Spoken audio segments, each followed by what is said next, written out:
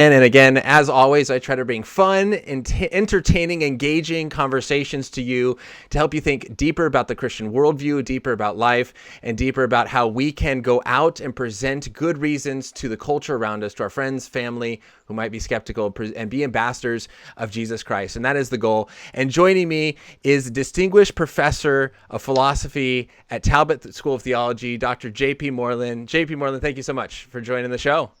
It's always good to be with you, Ryan, and I'm looking forward to this. Absolutely. I'm looking for a fun conversation. I know it will be, and it looks like people are already sending in questions, so I'm excited about those. We're going to get to those. But for those who don't know J.P. Moreland, he is the Distinguished Professor of Philosophy at Talbot School of Theology, Biola University, where I went. He has 4 earned degrees, a bachelor's in chemistry, a Th.M. in theology from Dallas Theological Seminary, a master's in philosophy, and a Ph.D. in philosophy from the University of Southern California, USC. Co-authored, 30 books, written 70 journal articles, just done incredible work in the mind, metaphysics, epistemology, and philosophy. So I'm excited for this conversation. And today we're going to be discussing his new book, or not new book, I'm sorry. I bought this a while ago, but it's a great book, The Soul, how we know it's real and why it matters. And so that's going to be the topic of the conversation. So let's start out. Dr. Moreland, what is the soul? Why does it matter? Why should people watch this conversation? Well, let me start with why it matters first. There are 3 reasons that it matters, that we have souls and that consciousness isn't physical. And the first one is, whether you like it or not, the Bible teaches that. There have been Christian physicalists that have arisen in the last 3-4 decades who've tried to reinterpret the scriptures to say that we're just material beings. But that's a hard sell. I debated a New Testament professor, Richard Middleton, on this up at Trinity Evangelical Divinity School in Chicago. And quite frankly, he didn't have a whole lot of very strong arguments, and he hadn't thought through some of the really bad implications of his physicalism. So that's one. 2, if there is a soul, then atheism and materialism are false, because the reason atheism is false is there is no explanation for the origin of something immaterial from matter. And so if you start with in the beginning were the particles, and the history of the universe is just a history of rearranging those particles or waves or strings, whatever you want to call them, according to the laws of chemistry and physics, then you're going to end up with nothing but complicated arrangements of particles. You're not going to get mind squirting into existence. And so that will mean that there are only 2 really decent solutions to the origin of consciousness. One is going to be panpsychism, which will be the view basically that every material object has its own form of consciousness. So an electron is conscious and that sort of thing. And the other is theism, because if you start in the beginning with a particle, was the logos, then it's not hard to think that other logoi could come into being, because your fundamental entity is mind. And then I think third and finally, it is far easier to make sense out of life after death if we are not our bodies than it is to try to figure out how we could survive death if we're just physical objects. Yeah. So that's why it matters. Yeah. Now, I'll make this quick, but what is consciousness? Consciousness is basically what you're aware of when you introspect. And so your conscious life is filled with sensations and desires, thoughts, beliefs, acts of free will. These are all states of consciousness, and I claim that they are one and all spiritual entities. They're not in any sense of the word at all physical. I'm not arguing for that right now. I'm just stating my view. Yeah. And then what is the soul? Well, throughout the history of biblical, the Jewish people in the Christian church and Plato and the Western thought, the soul has basically been defined as an immaterial or spiritual substance or thing that contains consciousness and animates the body. So a soul is an immaterial thing, a substance is what philosophers call it, that contains consciousness and animates the body. It follows that animals have souls, and this has always been the teaching of the church, and it's just common sense. Dogs feel pain and so on, but there are a difference between various animal souls and the human soul. So that's a brief overview of some of the ideas. That's good. And now you also mentioned in your book on the soul that an understanding of the soul helps us in dealing with ethical issues like abortion, euthanasia, and human rights. Like all of this is tied to a deeper understanding of the soul, which I think are things that Christians want to stand up for and want to have opinions and beliefs on. So how is it that a deeper understanding of the soul actually is tied to these ethical issues that we face in our culture? Well, suppose that I'm a chunk of matter, and it's arranged in a certain way to form a biological species known as Homo sapiens. It's hard to see how I'm worth very much, because if you take the chemicals that make me up, they don't matter a whole lot. And you might say, well, your character and your actions still matter. But if I'm just a material object, I don't actually perform any actions. As Wittgenstein said a long time ago, there has to be a difference between my hand going up and me raising my hand. The former, my hand going up, could be a passive response to some kind of nervous twitch, or perhaps somebody else raised my hand for me. I raising my hand is an intentional exercise of freedom, of active power, and that is an intentional action. So that if I'm a material object, I'm not capable of performing intentional actions any more than a robot can perform intentional actions, or a computer, or a rock, or anything. And so it makes a great deal of difference to why I have intrinsic value. Now, this is not to say that the body doesn't have value, but the body doesn't have value because it's made up of chemicals. I think the body has value because it is the thing that I inhabit and dwell in. I manifest myself through it and in it. And I have a certain definition of the body that we won't go into now, but it implies that the body is not merely physical. It is an ensouled physical thing. And so that's partly why it matters that there's more to us than just being physical, complicated physical objects. Yeah, that's good. Now, when you as you travel, you've spoken at a lot of churches, a lot of campuses. How would you say is kind of the basic Christian understanding? How well do Christians who believe that we do have souls, that we're created in the image of God, and we're, spirit and soul and that kind of thing, as we'll get into, would you say that Christians have a good understanding of the soul, why it matters, why it's important, and why we actually know it exists? Or is this something that we can grow in? Last year, I was in a spiritual formation class at my church. And someone raised their hand, and I wasn't teaching, I was just a member, and said, I don't know how the soul relates to the self. And this is just a confusion to me. And at that moment, a 70-something-year-old gentleman who was a bit flustered raised his hand and said, I've been a Christian for 35 years. And I have never once heard a teaching on what the soul is. And I don't have any idea what one is. And so I have found that that's standard. And here's a test. The reason that I think people don't know anything about the soul is because when you tell them animals have souls, their first question is, well, are you saying they go to heaven when they don't? Hey, you just took one of my questions.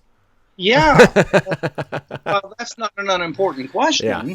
What that tells me is that the only thing that they think the soul does is go to heaven when you die.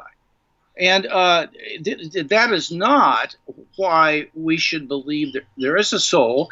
And people would not have that be the lead question if they knew what souls did.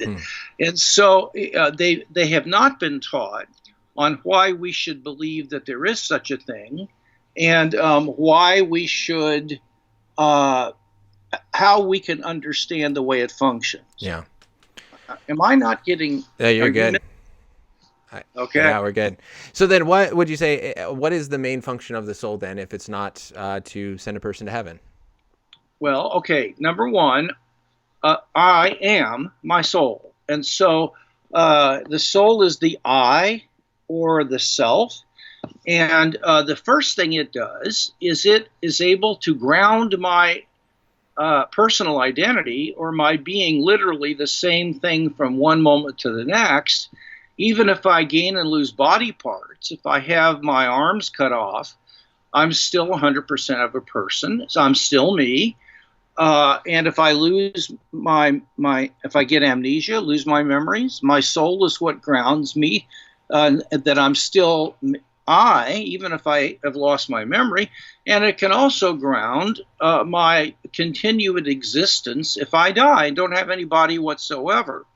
That's the one thing the soul does. Another thing that it does is it contains what are called faculties. Now, to understand this, Ryan, recognize that at any given moment in our lives, we have far more potentialities that we're not utilizing than ones we are utilizing. Like right now, I'm utilizing my ability or my potentials to speak English. But most of the time, if I'm watching television, I have that power, but I'm not using it. And so right now, I could think about mathematics, or I could think about American history, or I could do a lot of things I'm not currently doing. And so the soul is made up of far more potentialities than are currently at any time being actualities or being used. Now, each of the faculties of the soul contains a grouping of natural capacities or abilities. And that's why the university called the different departments faculties. They had different functions as a faculty of the chemistry department than the English department did. So my mind is what contains my thoughts, my beliefs, and my powers of seeing rational connections, my powers of thinking. My emotions, faculty of emotion, contains my anger and my feelings of love and joy. My faculty of, I have 5 sensory faculties: sight, sound, and so on. I have a faculty of will, which are all the powers I have to exercise free choice. Now, my will isn't the same thing as my mind. They're different. And they're not the same thing as my spirit, which I take to be the powers I have to be aware of the unseen world, God and demons and angels, and to discern God's voice, which also uses the mind. Different faculties can work together. But so my brain and body are not capable of having consciousness. And so my soul is the thing that is adequate to have a conscious life, and it contains my thoughts and feelings and beliefs and all that. The different faculties do. Yeah. So you made a comment at the very beginning, and I had this in my notes to talk to you about. Some people, say like, I am my body. Other people say I am a soul. Other people say, no, I am the union of body and soul. You said I am a soul. So would that be the more proper way, in your opinion, of putting that? Yeah, I don't think you can be a body because if you were just a body, you wouldn't be able to have consciousness. Yeah. You'd be a zombie, quite literally, or a very complicated robot. I think that if I cannot be a union of body and soul, in my view, because if I am identical to A and B, so I am the same thing as A and B. If I lose B, it's no longer I. I'm not. I didn't mean the letter I. Yeah. It's no longer. It's not me anymore. Yeah. Because I'm A and B.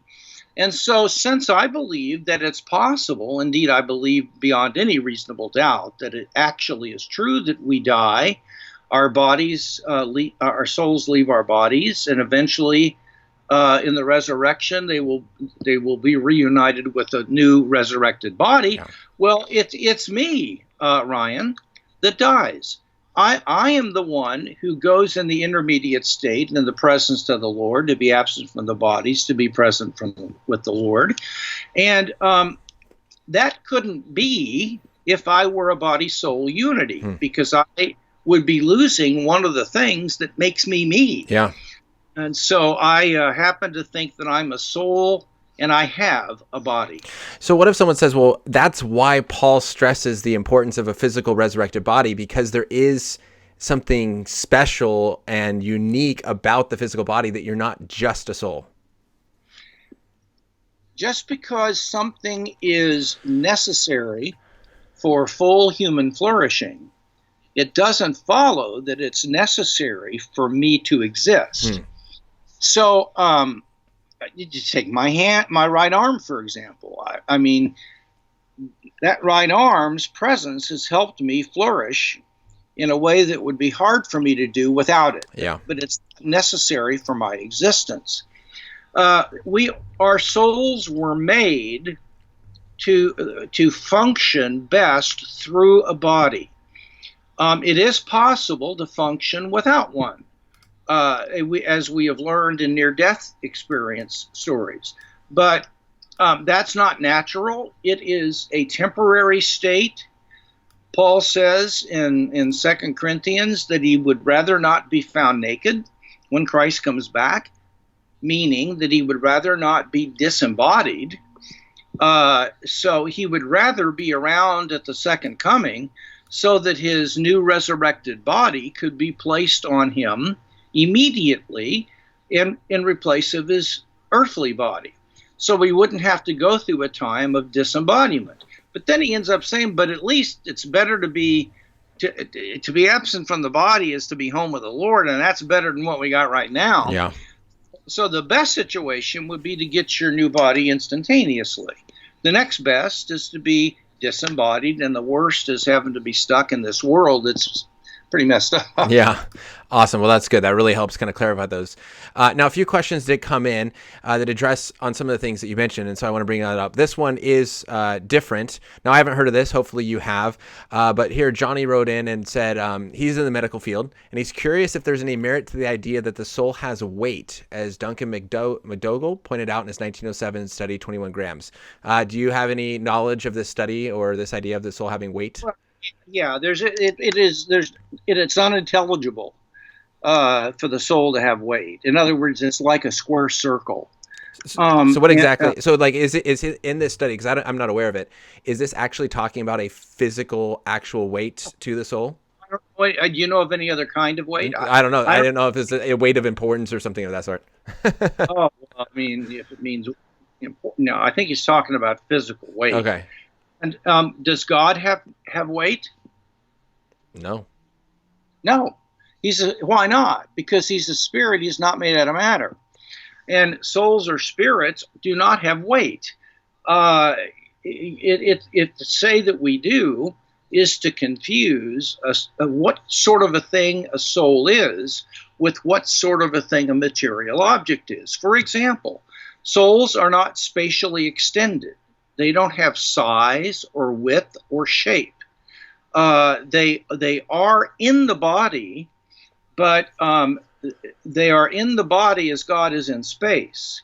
Namely, they are fully present at each point of my body, like being mathematical points that are at each point of my body. So that's why if I lose my arm, I'm not 90% of a person. Yeah.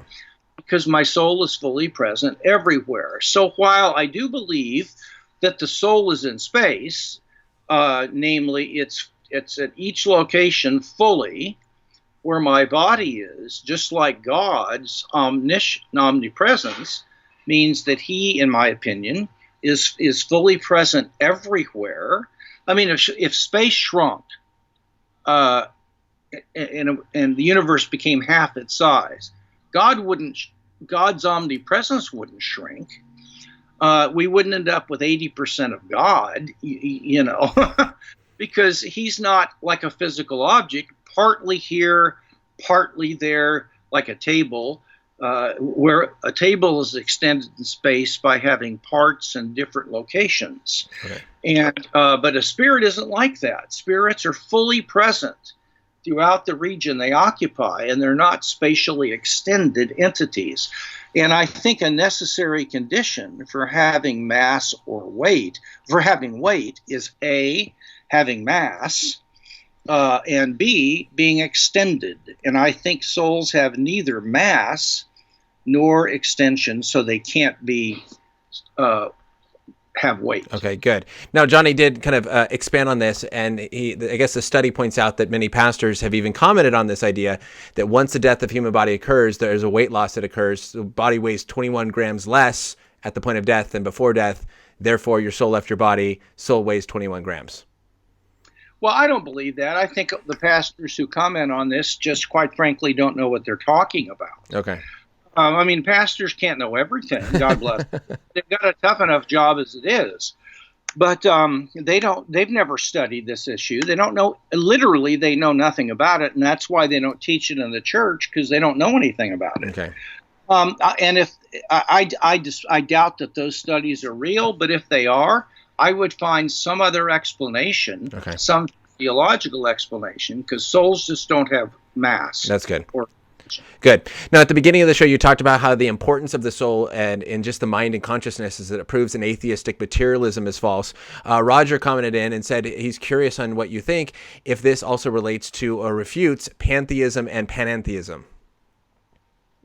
Well, Roger, that's a good question. I think pantheism is basically the idea that everything is divine. There are different usages. Panentheism is the idea that God is sort of the soul of the universe, like the soul. My soul's in my body. God's spirit or soul is diffused somehow throughout the universe. Now, I think if there is a soul, like I'm arguing, then we get an idea of the kind of thing it is, and we realize that it is an independent substance. That is, my I is not a part of anything else. It is it is what is called mentally fundamental, and something is fundamental if it is not grounded in something more fundamental. So what I'm saying is then that the mental self and consciousness is grounded in the self, but the self is not grounded in the brain or anything else. It is ontologically independent. Now, that doesn't mean that there can't be causal relationships between the brain and mental states, so that if you do something to the brain, you'll lose your ability to have certain memories or what have you. But given that we have a good idea of what a soul is, namely, it's mentally, ontologically fundamental. It doesn't depend on something else for its identity and existence, only contingently. Then when we go to think about God, if we think about God as a spirit, then God would be mentally fundamental. God would be something that does not depend on something more fundamental for his existence, because he would be ultimate or fundamental, a mentally fundamental substance. Now, of course, we're finite souls, so we do depend upon God, but God is not a finite soul, so he is metaphysically necessary. He could not exist. Now, let me say one more thing about this, Ryan. I hope I'm not just talking too long No, you're here, good. but I think what this means is then that pantheism is false because God, being an independent fundamental substance, spiritual substance, cannot be the universe, or cannot be identical to the one. I mean, the one. It's a little bit hard to understand in some Eastern religions, but the one is either the universe, which is kind of illusory, or it's the all. It's everything. God is not everything. God is a fundamental spirit that could exist without anything, without the universe or anything like that. Pantheism gets it wrong because I believe most pantheists, I could be wrong, but the ones I've read, hold that God is an emergent thing, that when the universe reaches a certain level, then God emerges and he continues to emerge. But if God is mentally and ontologically fundamental, he doesn't emerge in dependence on something that's more fundamental. It's rather the universe somehow depends on him, not the other way around. Okay, that's good. Thank you so much for that clarification. Now, another question that is kind of related again to what you said. First of all, is you're talking about this idea of soul and spirit seemingly being different things. Would you say that the human is kind of three-part? There's body, soul, and spirit, or is somehow are those connected? How would you describe the difference between soul and spirit and how those work out? I really like the question, Ryan.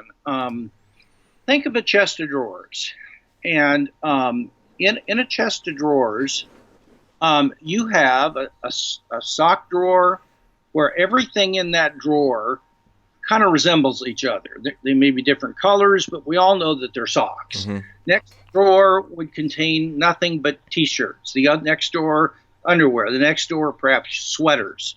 And so each drawer contains things in it that are unique to that drawer. They belong in that drawer. Now, by the same token, if we take the soul to be the chest of drawers and each drawer to be a faculty, then the faculty of mind would contain socks and certain kind of athletic wear, because it would contain, mind. The mind contains thoughts and beliefs. So there would be different things in the mind drawer. The next drawer, the emotions, would be like the T-shirts. The will would be all of the powers to choose. And so those might be underwear. I don't know, but you get the point. Yeah. And the older I get, the more I lose my control. So that goes with the territory. But I think what I would say then is that the spirit would be another chest of drawers that would contain things that belong in it. And so I'll tell you what those are in a second. But if I'm right about this, then the soul is to the spirit like a whole chest of drawers is to the sweater drawer. Okay. The spirit is an inseparable part or a mode or a faculty of the soul. So there's a part-whole relationship there, although the soul isn't made of parts like a table is, where you can just take them off and they'll be the same. All the faculties of the soul depend on the soul existing before they exist. So in the spirit, I think there are powers of receiving distinctively spiritual life and exercising powers of intimacy and communion with God. I think it's the powers we have of being directly aware of his presence and discerning him, discerning his voice, and of being able to be aware of demonic and angelic presences, which happens all throughout the third world and is happening more and more here. So I see. That's it. The body is something that the chest of drawers, you might say, rests on, and it helps the chest of drawers to get around. That's good. Now, I love the helpful illustration of kind of seeing the connection and how they fit together but are unique. Now, you also mentioned kind of in that first part, the idea of to be absent from the body is to be present with the Lord, this belief that the soul leaves the body and goes and is with the presence of the Lord at the point of death. And a few questions actually came in about this, one from Instagram from Jimmy. But, I know you've done some research on near-death experiences. I had... and I just completely blanked on my frame of mind. I had Gary Habermas talking about near-death experiences a few weeks ago, but this idea that it seems to suggest that the soul kind of sticks around as believers. If we believe that we immediately go to Christ upon death, how do you reconcile this with the soul kind of seeming to stick around for these experiences? And so even on YouTube, the question came in, what happens to the soul at death? Is it judged? Does it go to an intermediate state? Does it stick around on earth until the final judgment? How do we understand that? Okay. Two questions. And the first one is the mere possibility of disembodied existence is enough to prove that I'm a soul. Just if it's possible, doesn't have to be, none of it has to be real. It just has to be logically possible. And here's why. If there's anything true of me that is not true of my brain and body, then I can't be my brain and body because we have things that are different about us. Does that make sense? Yeah. If I were just my body, anything or brain, anything true of it would be true of me and vice versa. Now, that includes things that are possibly true. So let's suppose that we have Jim and Fred here, and they both are the same height and have the same weight and the same skin color and all the rest of it. And we don't know if these two guys are two different people or if they're one person, because they're exactly alike in all their properties and attributes. But suppose we learned, what was it, Jim and Fred that I used? Let's just, suppose we learned that Jim, even though he's 5'7", he could have been 5'10". But there is something about Fred that is such that he's 5'7", and he could not have been 5'10" for various physiological reasons. Even though neither one of them is 5'10", both of them are 5'7", the mere fact that one of them could have been 5'10" while the other could not have been tells me without any question that there are two different embodied people here instead of one, because there's something true of one, not true of the other. And that's enough to show they're not the same thing. Now, if I am possibly disembodied, if I could, it's at least possible that I could exist in a disembodied state. I can't be a physical object because no physical object is possibly such that it could exist disembodied. My brain could not exist disembodied, neither could my body exist disembodied. And so even if there's no life after death, I cannot, the possibility of my disembodiment tells me I'm not a material object of any kind. Yeah. Now, you see, what's going to have to happen here is I'm assuming that a physical object is essentially physical. In other words, if a brain is a material object, then that's essential to its. There are no such things as brains that aren't physical, and I do hold that. I don't know what it would mean to say there's a body or a brain and it's not a physical object of any kind. So I think that's one thing. Now, if you've ever listened to any of the stories, I debated Michael Shermer and Victor Stenger on this question of life after death. And oddly, both of them, and boy, this was a big mistake, they both were willing to grant that they wanted to let the evidence settle the issue. about all of this stuff. Okay. And I said, dudes, I said,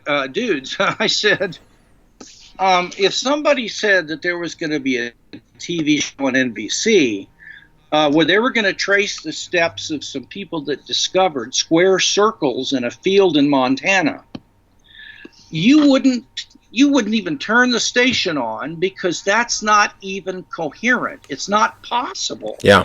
So you don't let evidence decide things that are impossible. Now, by virtue of the fact that you're willing to let evidence decide whether near-death experiences are real, what you're saying is that it's possible they are, and therefore you're going to let the evidence be the deciding factor. But now what you've admitted is that we're souls, because if it's possible for me to be disembodied, I can't be a body or a brain. And I'd sure like to know where souls came from. And I think there's a huge argument about there has to be a God to create the immaterial, because it can't come from matter. Yeah. Oh, now let's talk about what happens to us. The Bible is sketchy on this, and the best thing you have to do is read a good book on NDEs, because they give us more detail. Now, my view is this, that when we go to extra biblical sources, if the evidence is good, we are perfectly within our rights to accept what is being taught in these extra biblical sources, as long as it doesn't contradict the Bible. So we have biblical teaching, we have teaching contrary to the Bible, and then we have just extra biblical teaching. We're free to accept extra biblical teaching, but not contrary to the Bible teaching.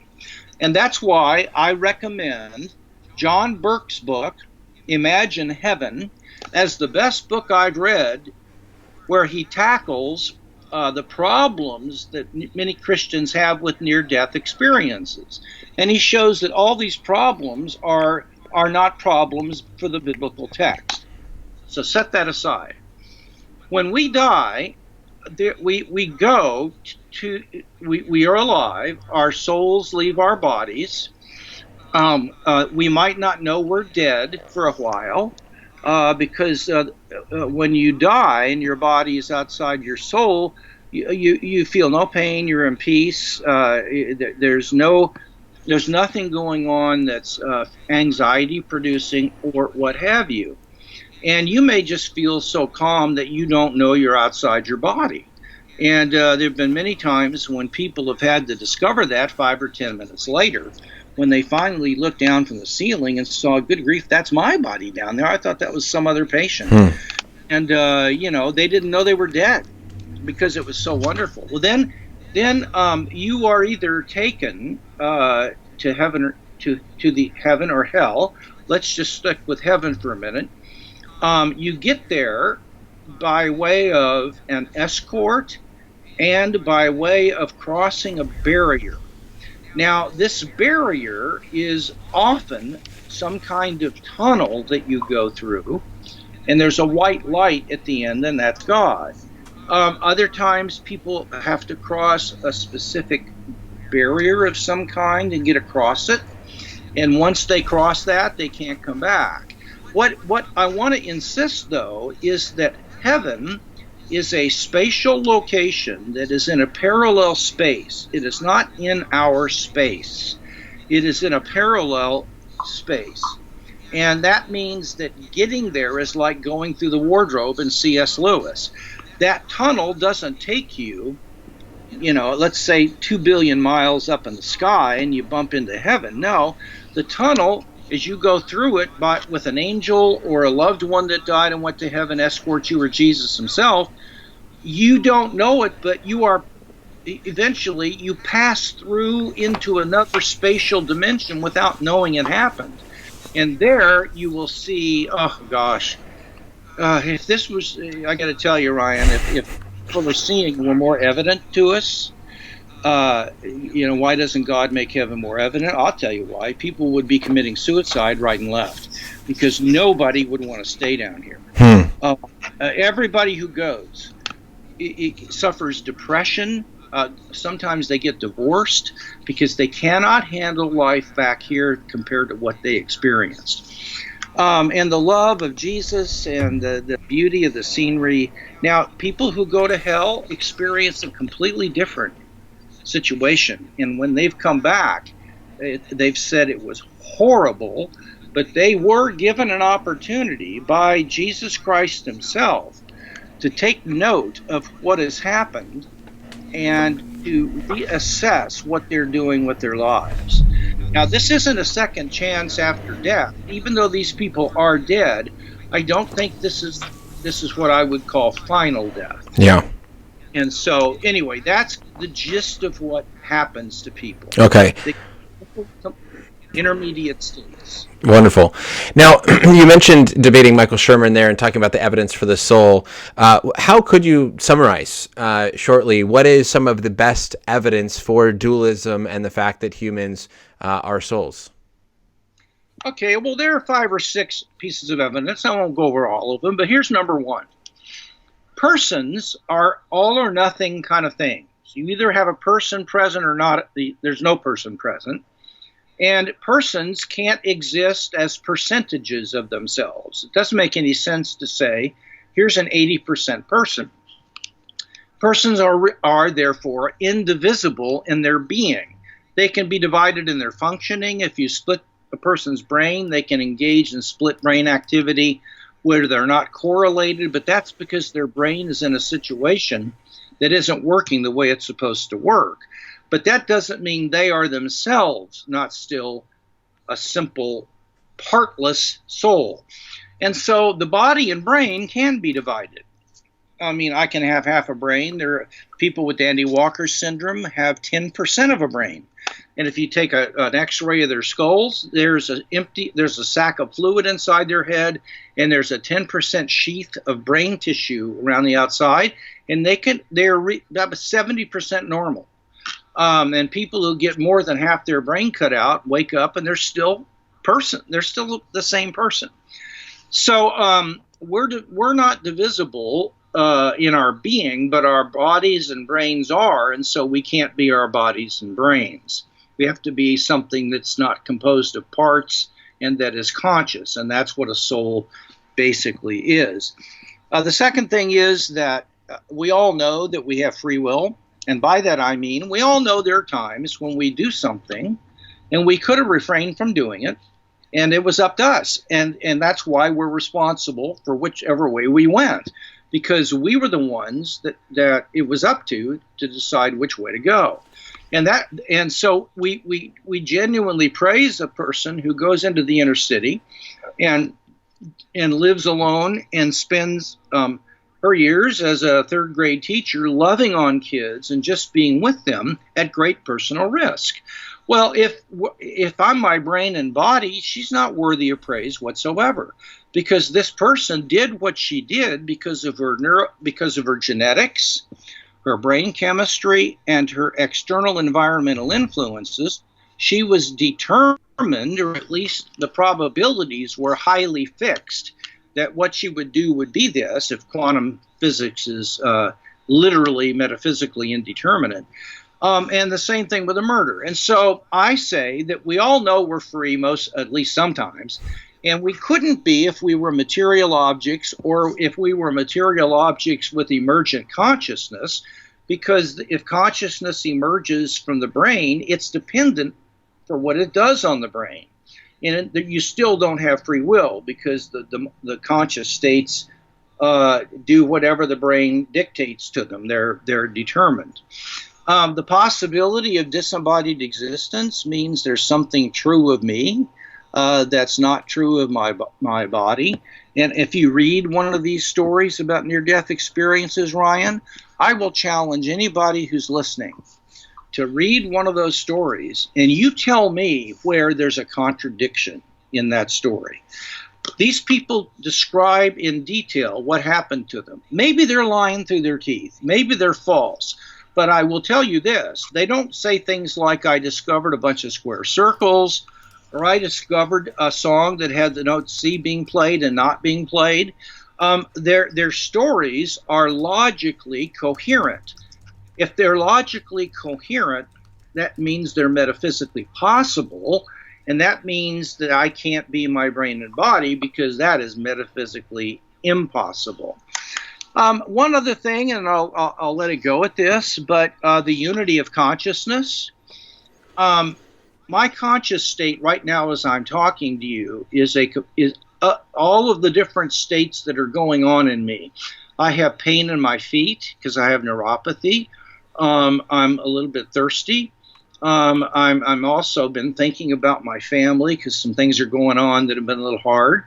I have a desire to have a good dinner tonight, and I'm really paying attention to you, and all of these states are going on at the same time, and they're all unified. They're not little atoms or little drops of experience that are somehow tied together by wire or, by tissue or whatever. And what unifies them? The answer is they all belong to me. Now, you can't say that answer for the brain, because the brain is a collection of trillions of different parts. And whenever a material object performs a function, that's because each various numbers of its parts perform part of the function of the whole. So you take an automobile. When it functions by driving down the road, that's because the carburetor's doing one thing, the crankshaft is doing something else, and all the different functions are assigned to different parts. There is no one single part that is responsible for the motion of the car. And what we've discovered is that when you look at an object, one part of the brain registers an electrical signal that correlates with the color, another part of the brain with its size, another part of the brain with its shape, another part of the brain with its location, and another part of the brain with whether it's at rest or in motion. So your brain breaks the chest of drawers down into each part of the brain having its own electrical stimulation that gives rise to a specific sensation of red or shape or whatever in different places. There is no one place where all of these are reunited and the chest of drawers is experienced as a unified object. It's called the binding problem in psychology. And brains are not the right kinds of things to give you unity of consciousness, because they're composed of various parts that each perform their very own part of the deal.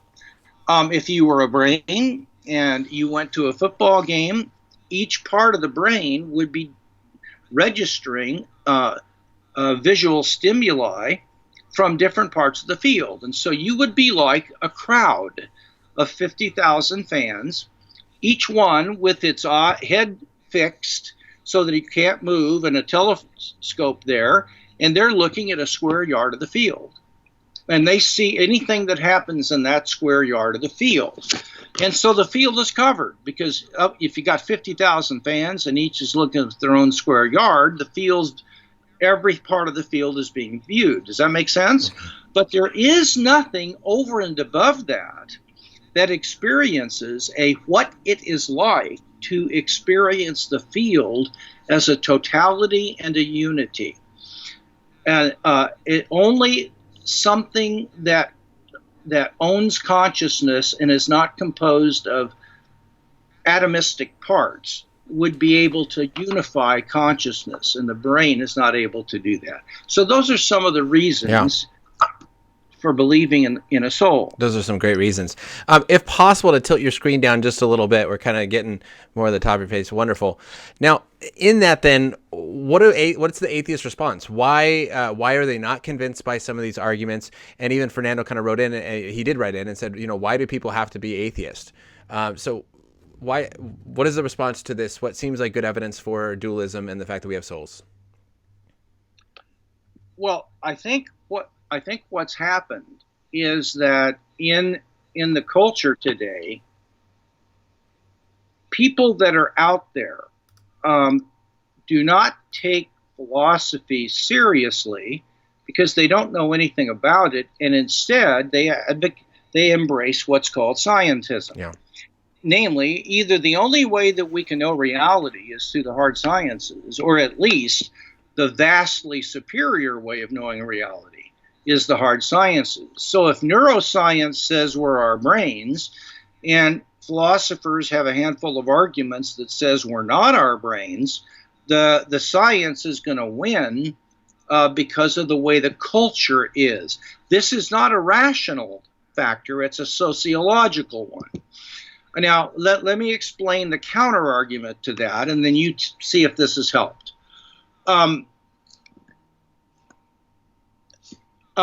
We know that there are a group of neurons in the brain that are called mirror neurons.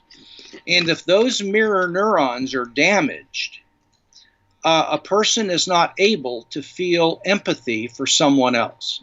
Okay, that's a fact. Now, the problem is, how do we explain this fact?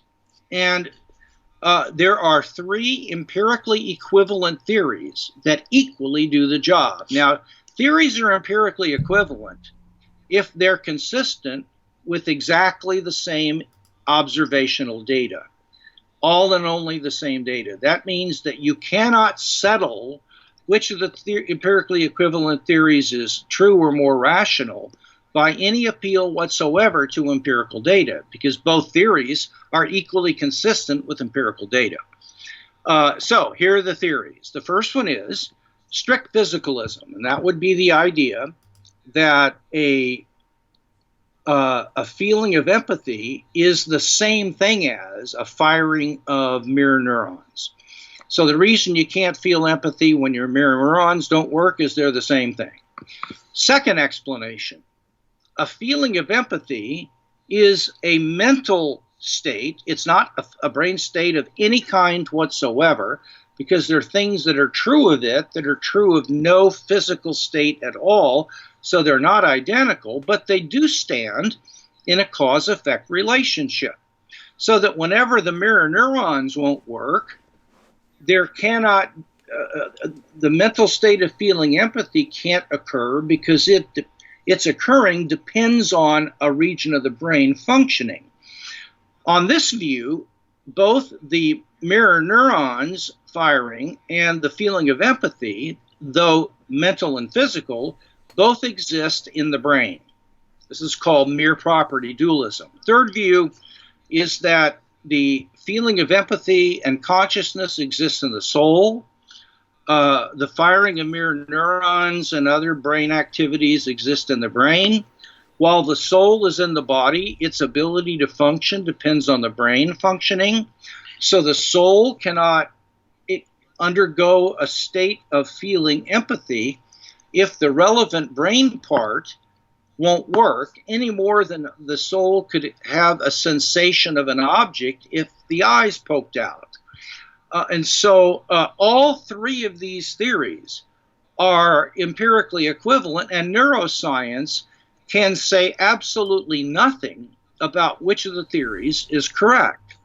That has to be settled by epistemic criteria and by arguments that are irreducibly philosophical. And so you find, go ahead. Well, I was going to say, you often hear that neuroscience proves that we don't have souls because you can read the brain and see what's happening. Yeah. Well, do you think you can see a thought? See what? A thought. Oh, yeah, that's the thing is they can see brain lighting up, but then they just have to say, what are you thinking? They have to ask the patient. That's right. Yeah. And why would they have to do that if a thought was just a state of the brain? They can see that, can't they? Like you're pointing out. Yeah. That's a great point. And so on this, and sorry I kind of cut you off, but people often say, when you do the imagination experiment, and you say, picture standing in a green field, and there's trees and birds and everything, and then you say, where was that? That was your mind, right? That was immaterial. I've heard people kind of give the argument that no, like your brain is like the computer hard drive, and your mind is like the screen on the computer. And so it's still purely physical. You have a screen projecting what is already on the brain rather than having information in the soul. I don't know if I asked that well, but how would you respond to that kind of thought of it's not information in the soul. All the information is there in your brain, and your mind is just a projection, just like the screen is a projection of a computer. Well, I don't know what information's got to do with it. It's perfect. It's completely irrelevant. Okay. First of all, most thinkers that have studied, I'm trying to get back on here. Most thinkers who have studied this have said that information is not physical. And so if you're going to punt to information, you owe me an account of what it is where it seems to be non-physical. The other thing is that there is no screen or there is no region of the brain where a sensation. This doesn't have anything to do with information. When I look at an object, I have a sensation. I have a sensation of red or of sour when I taste a lemon. And the way philosophers refer to sensations is that I have a sensation of red or of sour. I'm appeared to redly or I'm appeared to sourly. Now, these are real states. They have properties, like a sensation of red can be fuzzy if your eyes aren't, they can be vivid. They can be painful, they can be pleasurable, but all of those are properties of the sensation. There's nothing fuzzy in my brain or anything. And so this involves the information has nothing to do with it. This involves a sensation that is not reducible to something physical. And in order for that sensation to be unified with other experiences I may be happening, the possessor of it and its unifier has got to be a simple substance that is not a collection of parts. So the brain would be, and this whole scenario would be disqualified. Okay. All right. So I told you an hour. We're at 57 minutes, and I want to try to honor that time of yours. I do have some maybe shorter questions that I want to maybe just throw out there and kind of get some short responses as we finish. Okay. But we kind of talked about the beginning about animals. So you do think that animals have souls? I do. They have unified consciousness, but they don't have thoughts about their thoughts. Yeah. You've never seen an animal give behavior that indicates it's trying to decide which of its thoughts are true or false, or it's working on changing its beliefs. Animals don't seem to have free will, and they don't.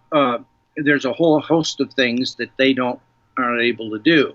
How you know the kind of soul an animal has is that you attribute to it what is needed to explain its behavior, and you opt for the simplest explanation. Okay. Now, what about plants? Plants have a principle of life in them.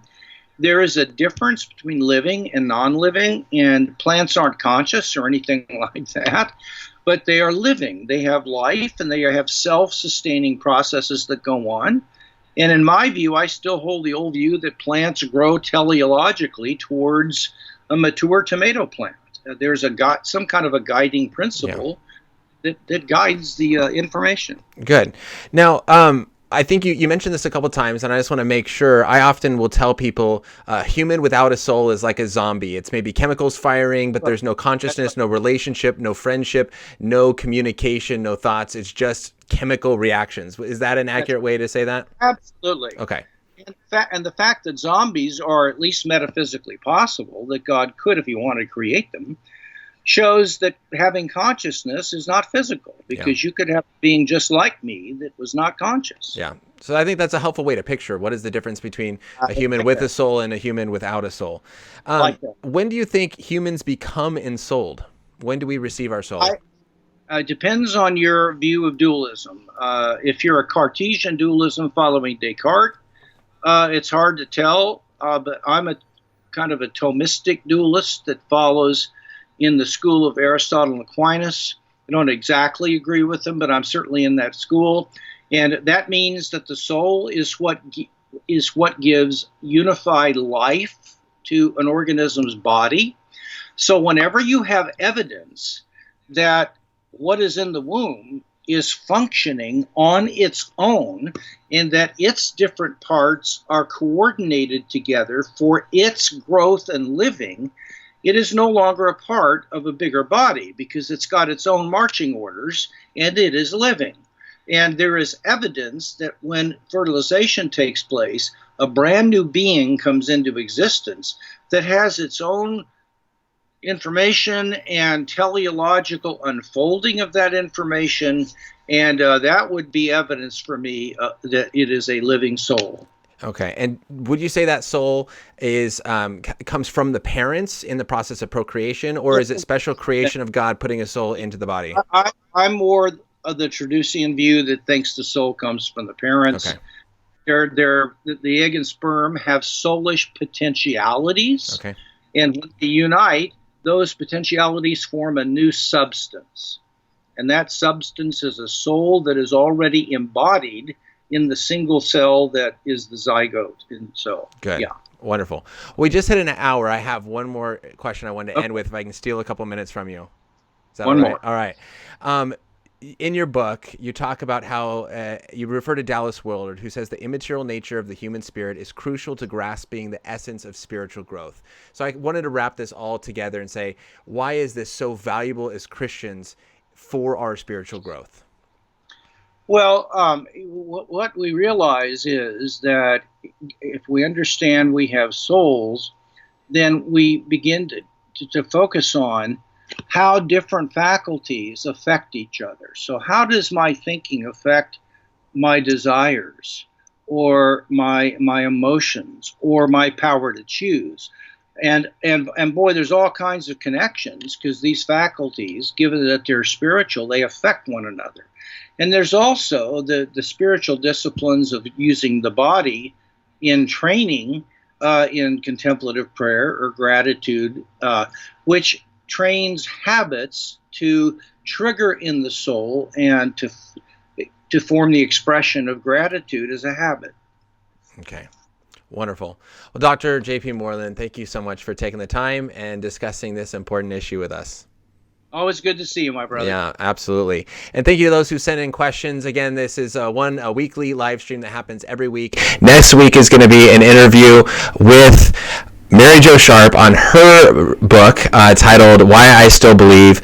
You can get more information there. You can subscribe on Instagram, where you can receive ways of asking other questions, or you can interact with other videos that are coming out. And then, as always, subscribe below, hit the little bell so you get notified of all the videos that are coming out, the questions of the day, as well as the weekly live stream. So I pray that this was an encouragement to you, and that you grew in your understanding of how God has created us and how we interact with each other, and how that applies to some of the most important things in life. So with that, I'm going to be signing off. Thank you guys for sending the questions. Again, I'm so sorry I could not get to all of your questions. There's more are coming in, but hopefully you can grab the book, The Soul. Let me put that up there one more time. There's his book, and learn more about this important topic that maybe Christians aren't so sure about, as always. So with that, have a wonderful, blessed day, a great week, great weekend, whenever it is you're watching, and love God, be Christian ambassadors in the culture that you are, and engaging in those fruitful conversations.